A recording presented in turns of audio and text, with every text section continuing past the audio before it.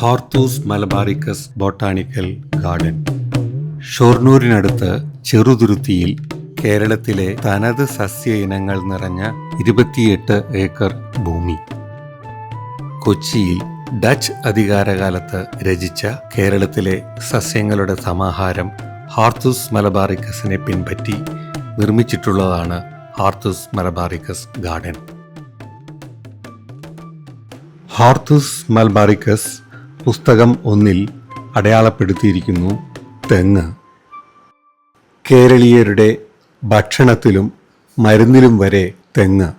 ആയുർവേദ ചികിത്സയിൽ വളരെ പ്രധാനപ്പെട്ട ഒന്നാണ് തെങ്ങും അതിൻ്റെ എല്ലാ ഭാഗങ്ങളും. തെങ്ങിൻ വേര്, തേങ്ങാവെള്ളം, കരിക്കിൻ വെള്ളം, വെളിച്ചെണ്ണ, തെങ്ങിൻ പൂക്കുല എന്നിവ ത്വക്ക് രോഗങ്ങൾ, ആന്തരിക രക്തസ്രാവം, മൂത്രസംബന്ധ രോഗങ്ങൾ എന്നിവയ്ക്ക് മരുന്ന്. കയറുൽപ്പന്നങ്ങൾ, കയറ്റുമതി വിഭവങ്ങൾ. തെങ്ങിൽ നിന്ന് ലഹരി.